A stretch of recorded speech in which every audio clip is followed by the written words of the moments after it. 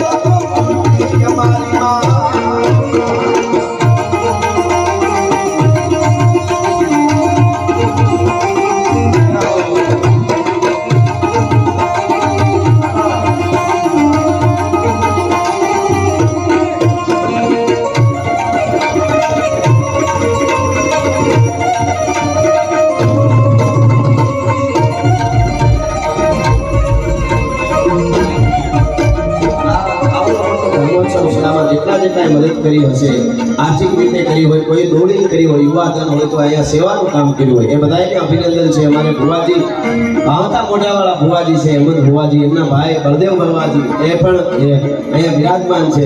એટલે આ બધાને અભિનંદન આપું છું. આવો રૂડો તમારા પૂર્વ સૂર્યોએ જે માતાજીને પૂજી છે, તમારા પૂર્વ સૂર્યોએ ભુવાજી જે માતાજીને જપી છે, એ આજે 18 વર્ષના કામ કરે છે. હળાહળ કળિયુગમાં આજે લોકોને એમ છે, આજે લોકોને સંપત્તિ મેળવવી મોટી વાત નથી ગઢવીભાઈ, એ મોટી વાત નથી, ગમે ત્યાંથી કમાઈ શકાય, પણ એ સંપત્તિ કુટુંબ ભેળું મળીને ખાઈ શકે એના માટે સિકોતરની કૃપા જોઈ બધા માણસ, એના માટે માં જેતબાઈની કૃપા જોઈ ભેળા મળીને ખાઈ શકે.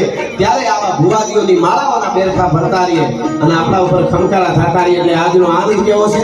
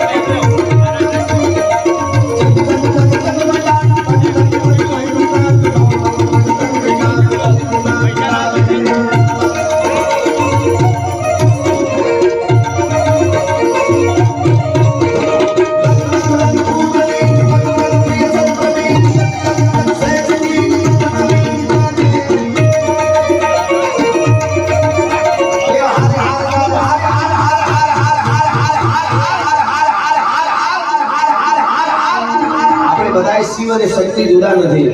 આપણે બધા બે હાથ ઊંચા કરીને છેટ મારી નજર પડે ત્યાં સુધી જ્યાં અવાજ એવો હર હરનો નાદ કરીએ. દાદા સોમનાથ સુધી આપણો નાદ પૂગે અને પાકિસ્તાન સુધી પડકારો પૂગે એવા વાઇબ્રેશનનો આવવા જોઈએ આપણે. હા, કારણ કે આપણા યુવાનોને ખરેખર અભિનંદન છે. આમ ઉડાડીને હોવાને તો ઉડાડીને એવા આતંકવાદીને સૈનિકોને એના ટીમ ધાડીને વહી આવ્યા છે. અને આપણે ભારત વર્ષે એક થાય તો તુર્કી જેવા દેશોએ સીધો એને સપોર્ટ કર્યો પાકિસ્તાનને, જહાજ મોકલ્યું, હવાઈ જહાજ. જિંદગીમાં તુર્કીનું કોઈ ફળે ખાતા નહીં, એ કોઈ વસ્તુ લેતા નહીં. આટલી પ્રતિજ્ઞા લેજો તોય સિકોતર રાજી થાય. અને માં તો જ આવે, નકરી રાયડું રાખે એવું કોઈ માતાજી નો આવે. ઈ બેઠેલા બધાને કહી દો, રાકા પાસે કોઈ જે મેને કેન એમ નો આવે, પણ બીજ ઘટાપટ જીગ જટાજટ સીજ ફટાફટ ભોમ પારે જબ અંગ ઉધકત લોહી તતકત ભોણ ભગત માં ભરે તન તુત તતો તત જીવ સતો સત નાઈ ધરે હટ મોત ગમે સો યુદ્ધ સૂરન કે મન મંદિર મત તુરાત ભુલાશ્રમે સોલંકી વીર વસરાત દેવો ગાયો માતાજીની માટે ચારણાઈનો અવાજ સાંભળી ઘોડા ઉપર સવાર થઈ નીકળી જાય ત્યારે સિકોતરે ને જેતબાઈની પૂજા ઉપર રાસ રમવા માટે નીકળી જાય. ભગવતીયું પ્રમાણ ભાડોદરીયું એ માવડિયું છે, એ આપણો દેશ છે. અને બે હાથ ઊંચા કરીને બધાય હાર હાર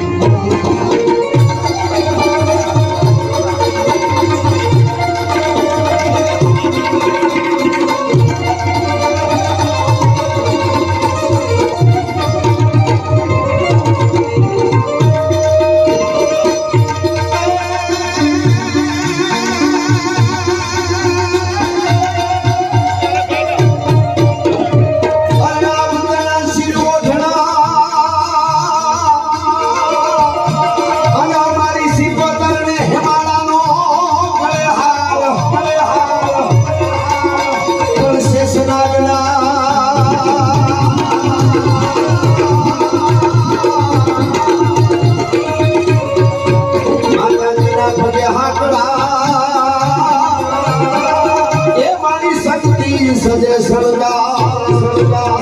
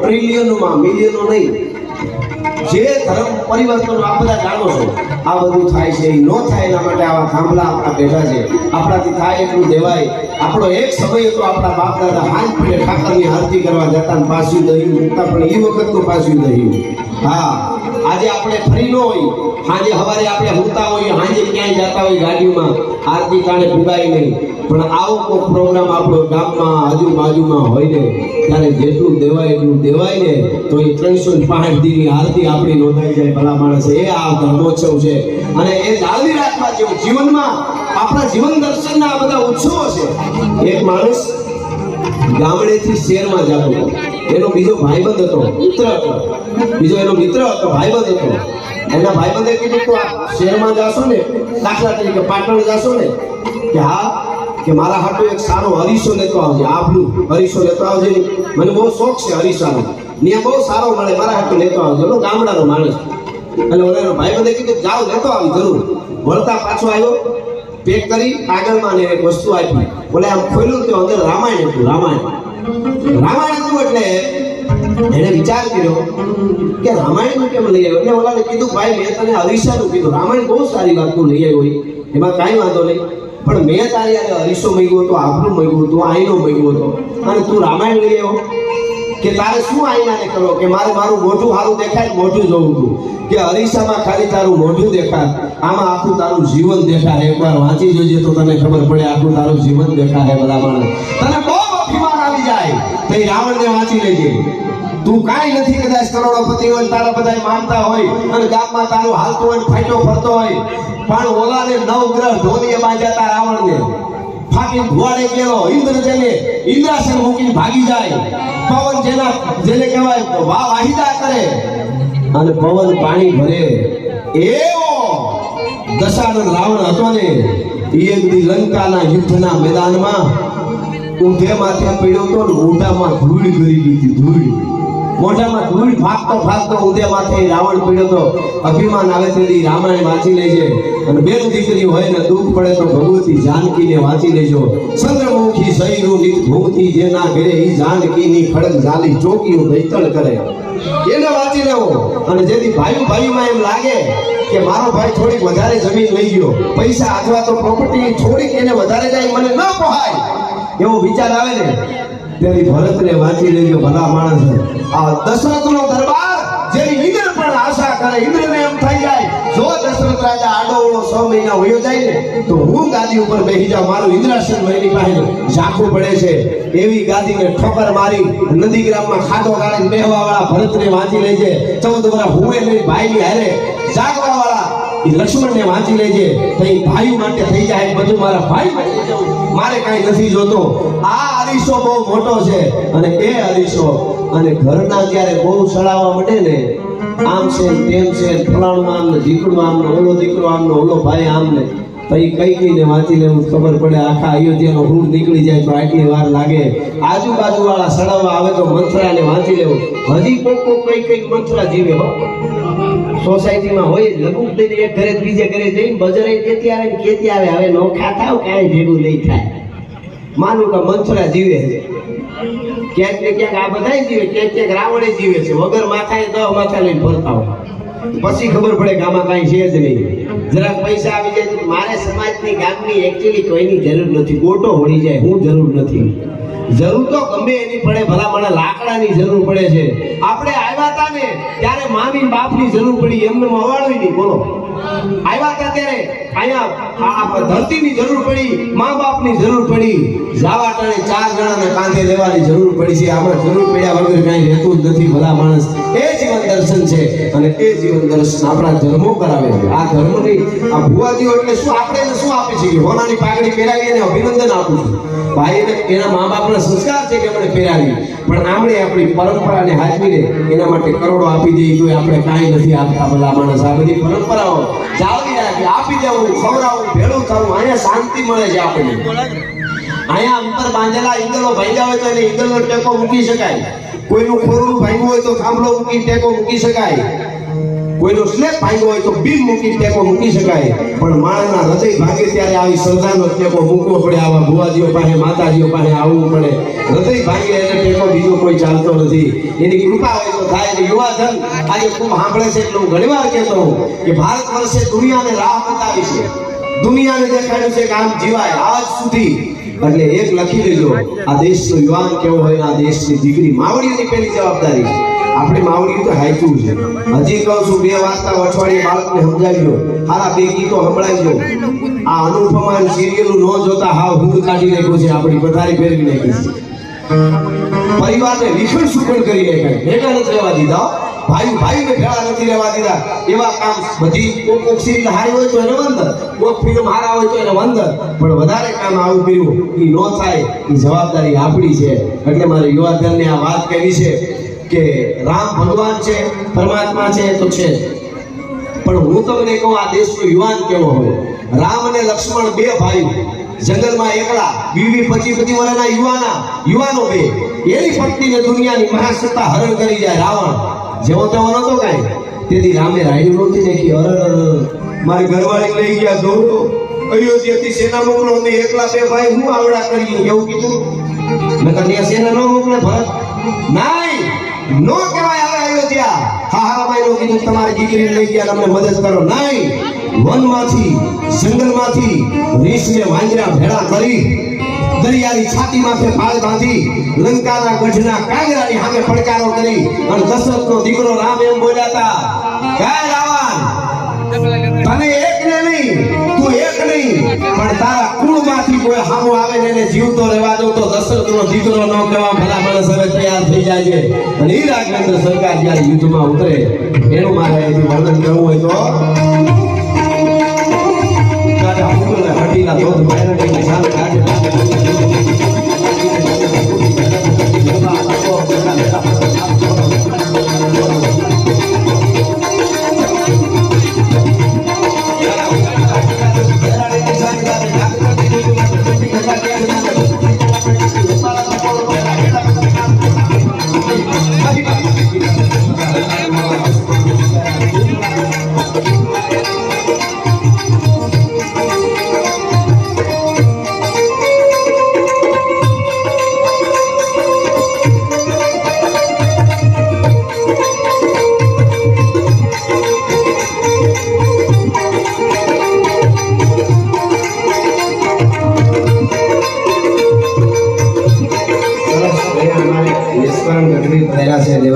પોલીસ મંત્રી છે પોતે અને એમની સાથે પધારેલા બધા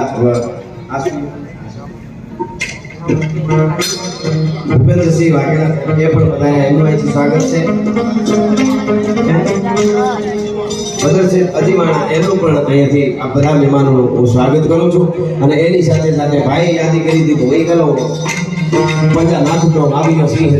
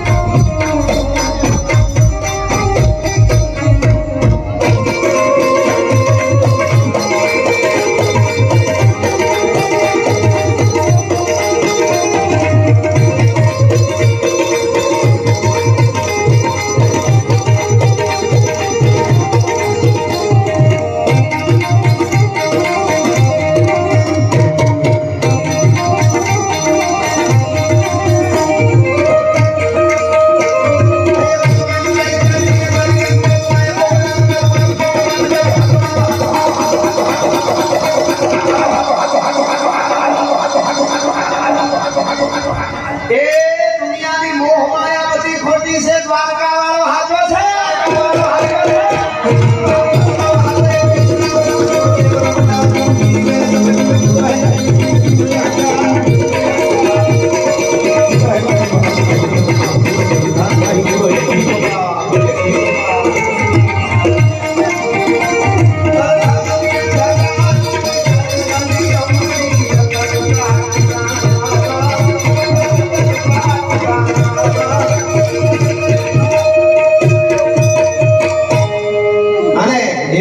બ્રહ્માંડ ભાણોદરી માં સિકોતર અહીં બેઠી છે, એના ગુણગાન ગાવા છે.